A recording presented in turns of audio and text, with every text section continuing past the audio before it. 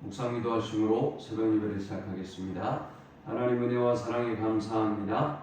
우리에게 새날을 허락하시고 예비할 수 있는 은혜 주심을 감사합니다. 오늘 이 하루도 온전히 주와 동행하는 하루가 되게 하시고 주님을 기쁘시게 하는 하루 될 수 있도록 인도하여 주옵소서. 우리 인생의 모든 짐과 문제들은 온전히 주께 맡기게 하시고 주님이 우리를 위해서 일하시고 행하시는 놀라운 역사를 경험하는 하루가 되도록 인도해 주옵소서. 험악한 세상 가운데 주의 자녀들이 오가는 모든 발걸음을 세밀하게 지켜주시고 인도하여 주옵소서. 예수님의 이름으로 기도합니다. 아멘. 찬송 488장 드리겠습니다. 이 몸의 소망 무언가 우리 주 예수뿐이세. 우리 주 예수밖에는 믿으리 아주 없도다. 주 나의 반석이시니 그 위에 내가 서리라. 그 위에 내가 서리라.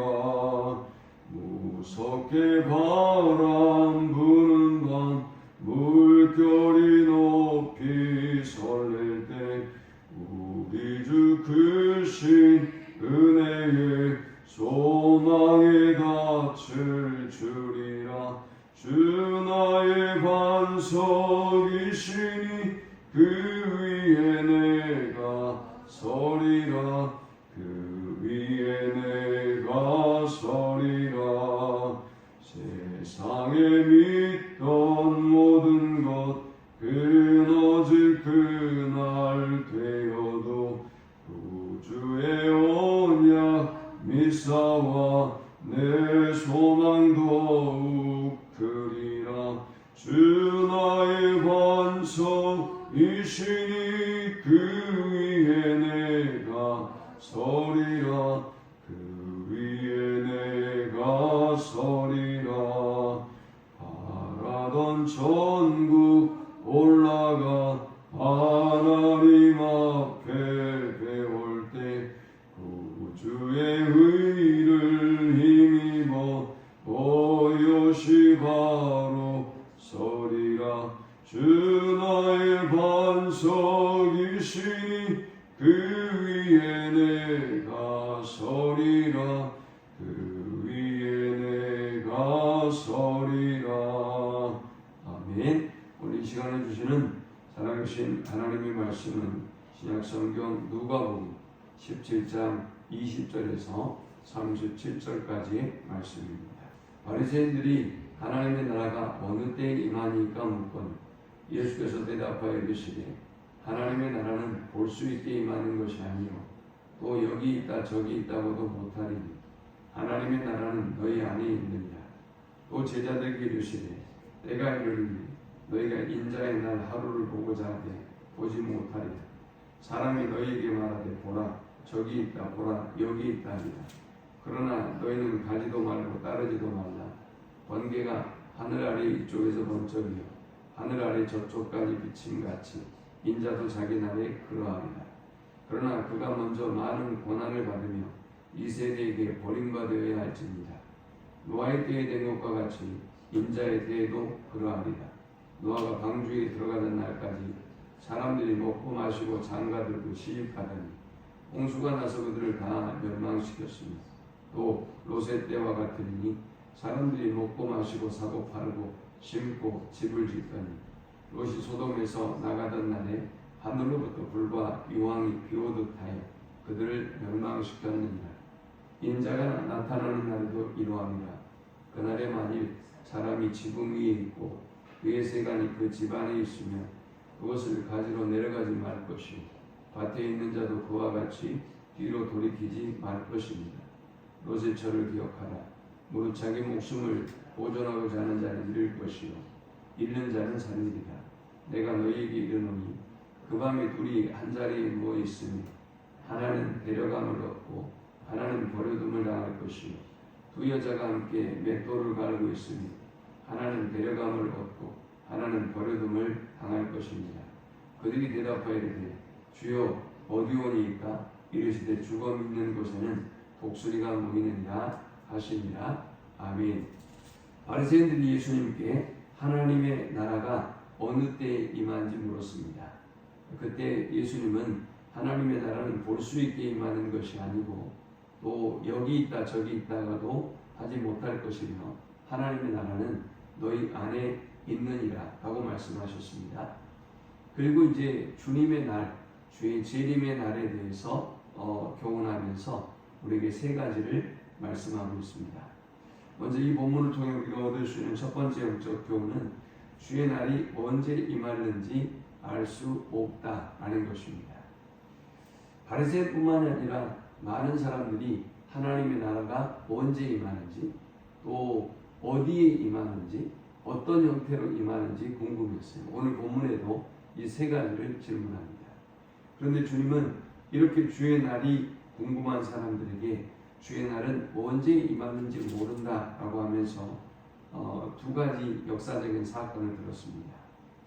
노아의 홍수의 사건으로 이 땅을 하나님이 심판하실 때 사람들은 끝까지 먹고 마시다가 결국 장가들고 시집가고 또 먹고 마시고 하다가 심판에 이르게 됩니다.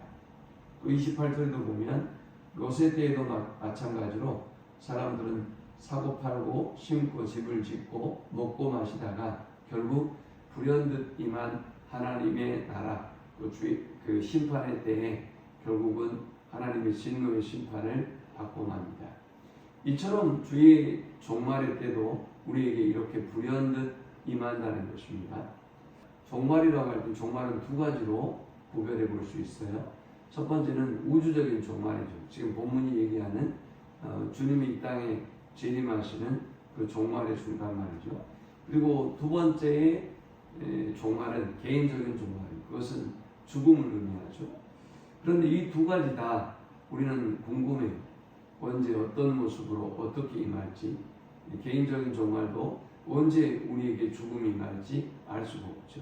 그러나 내일 우리가 하나님의 부르심을 입는다 할지라도 우리가 모르고 살아갈 때는 최선을 다해서 그리고 뭐 기쁨도 슬픔도 또 어떤 힘든 일도 즐거운 일도 그렇게 감당해내면서 딱 불현듯 이렇게 개인적인 그 부르심을 받고 하나님 곁으로 갈 수 있는데 만일 어떤 날이 정해진다고 한다면 이거는 우리에게 유익이 되지 않아요. 되게 많이 불안할 거예요. 그러나 우리가 그날을 알 수 없어서 이렇게 불안해서 제자들처럼 그 바리새인들처럼 그리고 유대인들처럼 언제 임할는지 어떻게 임할는지 어느 곳에 임할는지 궁금할 수도 물론 있지만 우리에게 하나님은 그때를 가르쳐 주지 않으셨어요. 그러므로 우리는 그때가 언제 임하는지 모르기 때문에 깨어 그날을 준비하는 삶을 살아야 하는 것입니다. 두 번째 우리에게 주는 교훈은 뒤를 돌아보지 말라라는 것입니다. 하나님의 심판의 날이 어느 때에 임하는지 알 수 없기 때문에 주님은 우리에게 뒤를 돌아보지 말 것을 말씀하셨습니다. 31절에 그날에 만약에 사람이 지붕 위에 있고 그의 세간이 그 집안에 있으면 그것을 가지러 내려가지 말 것이요 밭에 있는 자도 그와 같이 뒤로 돌이키지 말 것이니라 했습니다.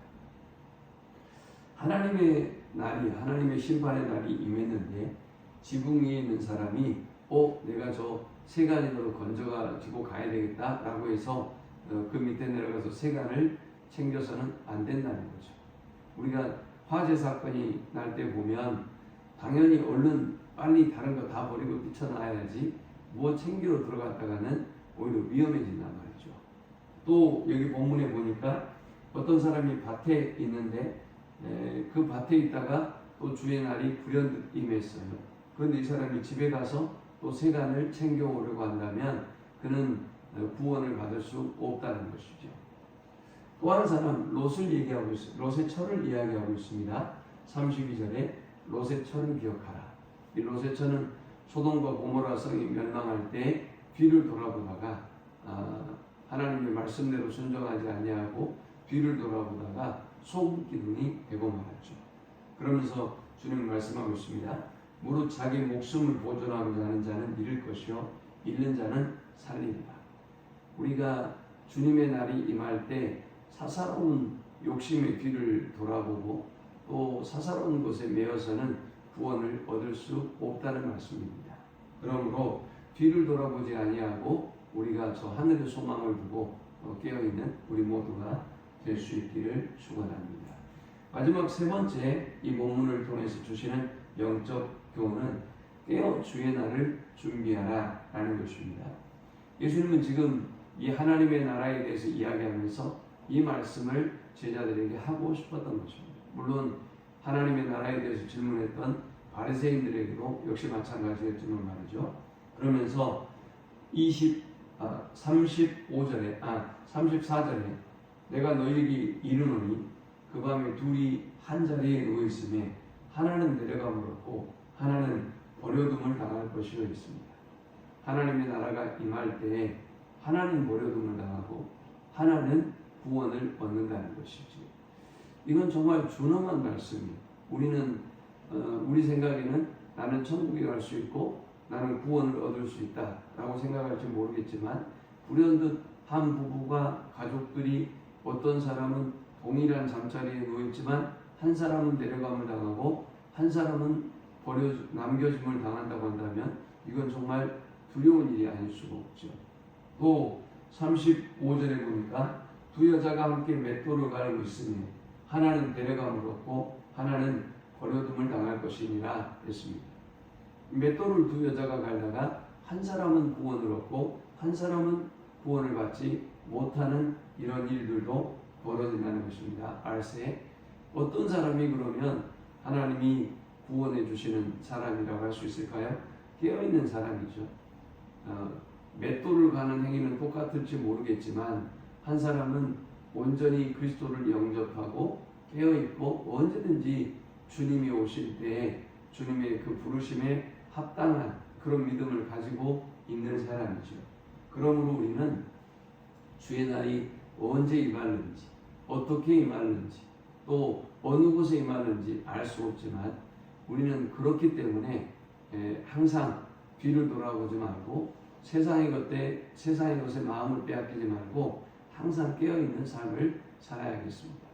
우리가 구원을 받은 하나님의 자녀인 것에 감사하고 항상 깨어있고 또 주의 오심을 늘 사모하고 또 우리가 분별하며 주의 오심의 증인으로 살아가는 우리 모두가 되시기를 축원합니다.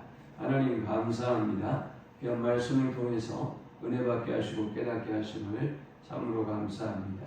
주신 말씀처럼 하나님의 때가 언제 우리에게 임하는지 알 수 없기에 우리가 뒤를 돌아보지 않고 영적으로 깨어 주의 오심을 준비하고 예비하는 저들이 되어지도록 인도하여 주옵소서. 예수님의 이름으로 기도합니다. 아멘. 지금은 우리 주 예수 그리스도의 크신 은혜와 성부 하나님의 극진한 사랑과 성령의 인도 보호통 충만케 하시고 주의 오심을 사모하고 주의 오심을 깨어 준비하며 또 주의 오심의 증인으로 살기를 소망하는 모든 주의 백성들의 머리 위에 이제부터 영원토록 함께 있을지어다. 아멘.